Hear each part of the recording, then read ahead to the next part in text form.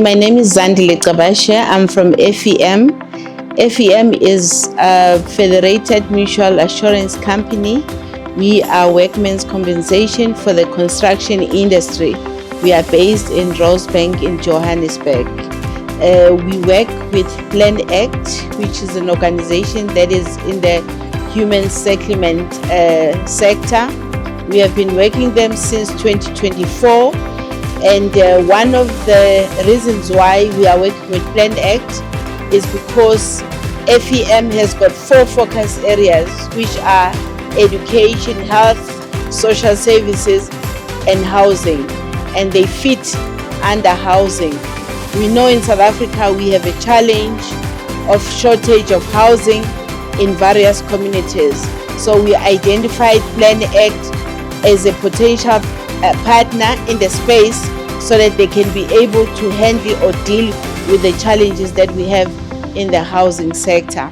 So in this program, what we are funding an objective under Contractor Development Agency. In that program, they are capacitating contractors and they are helping them to be compliant. The reason why they are capacitating contractors to be compliant is because we want them to grow and we want them to be impactful and also to be sustainable. So another reason why they do this program is to make sure that we build these upcoming contractors so that they can also be able to be part of the growing sector and be able to contribute meaningfully into the South African economy. So that's what we do with Planact.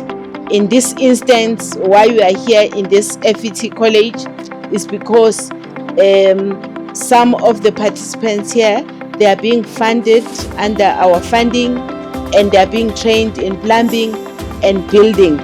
And hopefully when they are qualified, they will be able to contribute meaningfully in the sector and with the right skills that will help them to grow their businesses. Thank you. My name is Nandipa Dzingwe. I'm the HOD for Business Development at Ekurhuleni Artisans and Skills Training College. That was the name that was formerly used, but we are currently known as East-Tech Technocentric Varsity. We have evolved. So we train artisans in different forms of artisans in bricklaying, plumbing, welding, and boiler making. But at the moment, we have partnered with Planact. We have a group of learners that are doing bricklaying and some are doing plumbing. Our trainings are basically 70-30 split. So we make sure that the learners, they get an opportunity to be in the workshops and do 70% of the practical training and 30% of the theory. So the learners from Planact are doing accredited trainings in that space of bricklaying and plumbing. Yo, my greetings are in order. I go by the name Noktula Mkonazi. I just want to send a big shout out to Planact, BEC and DAC for making sure that they're actually taking us in since last year, August. It's been quite a great experience because after that they've done a follow-up to make sure that they're taking us in here. I'm doing a course in general building. So basically what I'm going to show you guys right now is a safe site. So a safe site is identified as a place where potential hazards have been identified, they've been prevented, and also they've been much more made conscious of anyone not getting hurt. So it's very important that when one comes into the space, they make sure that they have their PPE on. That is actually a personal, professional way for people in construction, just to make sure you have your safety boots, you've got your uniform, everything in tight. So let's go through and let me show you what goes into the building side of things. Shout out. So yeah, as you can see, we've got these are all different types of the roofs that are out there. So basically in building, it starts from structure. So as you can see, there's pavings, there's roofings, and there's all types of structures. So we learn a lot from these posters that have been given to us. But when we go furthermore, this is what we are actually being taught. Please come close. So basically what we do during this whole experience, we make sure that we learn to do things like this. This is a pillar. A pillar is normally put on a corner when one is building a wall to make sure that the structure of that wall is well supported. So this is what you would make. It's a pillar, it goes in the form of a square. And we also have whereby maybe you might take a curve or anything like that. We've designed a structure of a T here, which that could mean that the wall might be going on the left and on the side, on the right at the same time. And then this side we have what we call an L. And just here, this is what you normally use to pour your cement on and just to also lay on the brick.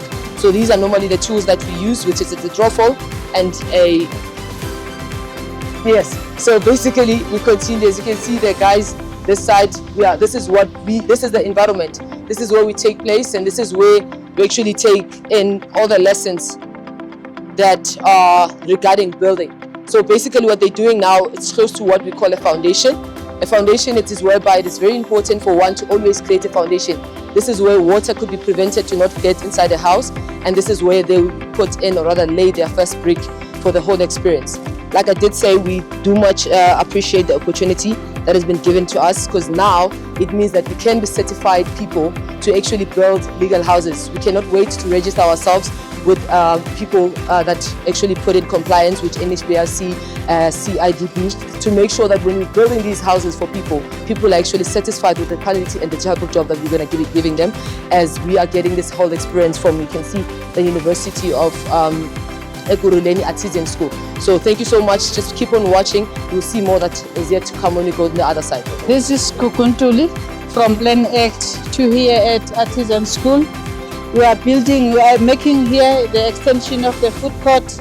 We started with the foundation, then we put the concrete, and then we take the time for 7 days to be dry.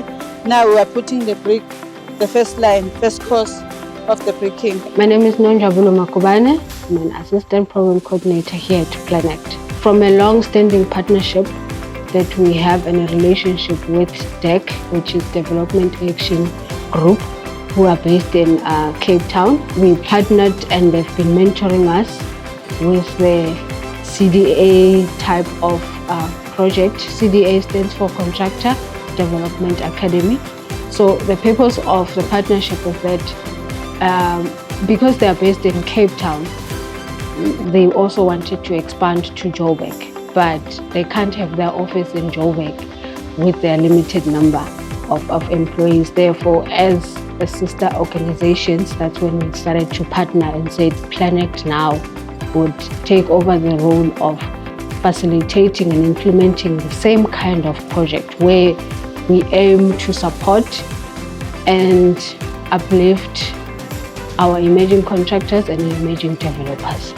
So as part of that objective, one of the programs or initiative that Planact has come up with is that we recognize that there's a gap within our contractors where we find that they've got the skills to implement, they've got the skills probably, for an example, for plumbing or building, yet they don't have a recognized certificate to be able to actually also apply for other tenders that will allow them to grow within the sector.